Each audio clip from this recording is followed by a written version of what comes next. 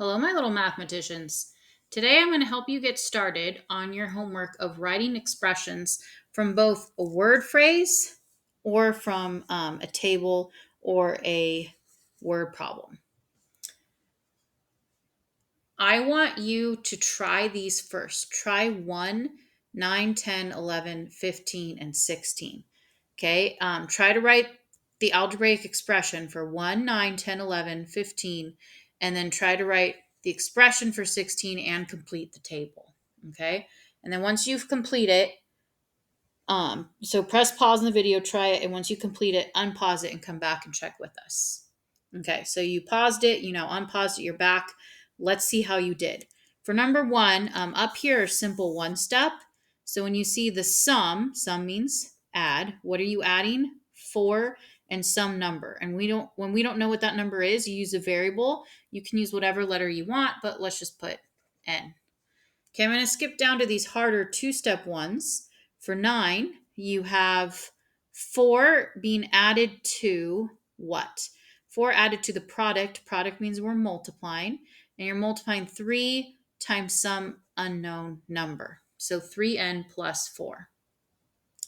7 taken away from, so that's going to move the 7 to the back. And I'm taking 7 away from what? The product of a number and 5. Okay. This one is 4, and it's being multiplied by a difference. So I'm going to put it in parentheses because I'm multiplying 4 times some difference. And what is that difference? It's some number and 3. When you see the word difference, it comes in this order. So the number first that we don't know, so the variable, and then 3. And that whole difference is being multiplied by 4. That's different than here where it was just 5n minus 7 because 7 is being taken away from this product.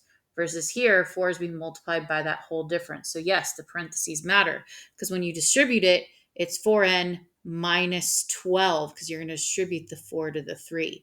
So parentheses totally make a difference. Okay, so look at the difference between those two problems and kind of use that for these next two. Hint, hint. Okay, now you have 7 less than, so I'm going to move the 7 to the back. And what am I subtracting 7 from? Some number that's being squared. There you go. Squared means the specific exponent of 2. Cubed is the specific exponent of 3. Quadrupled is the specific exponent of 4. All the rest, like they'll just say to the power of 5, to the power of 6, to the power of 7, to the power of 8, and so on. And I mean, they technically could have said some number to the power of 2 and some number to the power of 3.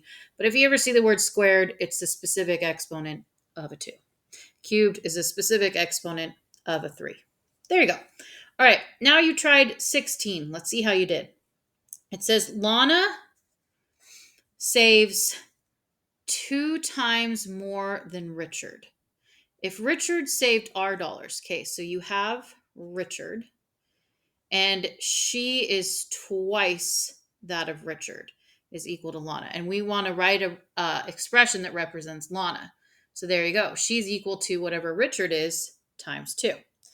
And then let's kind of test it if that works. So if Richard was 5, she would be double that of 10. So I'd multiply that by 2, right? And then 7 times 2 would be 14. Richard times 2, so I'm going to take whatever he is and multiply it by 2. So that's the expression that represents Lana's earnings. You're going to take whatever Richard is and multiply it by 2. And there you go. I completed the unknown values in the table, and there's your overall generic expression that's going to represent Lana in terms of Richard. Okay, go ahead and complete the rest of these. Remember, if you need any help, if you're just totally stumped, you can always look back at your indicator page in the back. And I strongly recommend you pass this to a neighbor or friend or sibling or parent, as long as they can read, and tell them what you want. Hey, can you please read like how much more than, and then I have to tell you it means subtraction. Or if you say product, I have to say, oh, that means you multiply. Or if you're trying to split up something evenly, I have to tell you that means division. And can you please read them out of order and then So like read one from here and then maybe one up here, then one at the bottom down here. Go out of order. You read the word phrase. I have to tell you if it means add, subtract, multiply, or divide. Thanks so much. And maybe if you're doing it with a friend, then pass the packet back and forth and quiz each other. If you can memorize these, that's going to be half the battle at getting this stuff down. Okay? You got this, my friends. You're going to do great.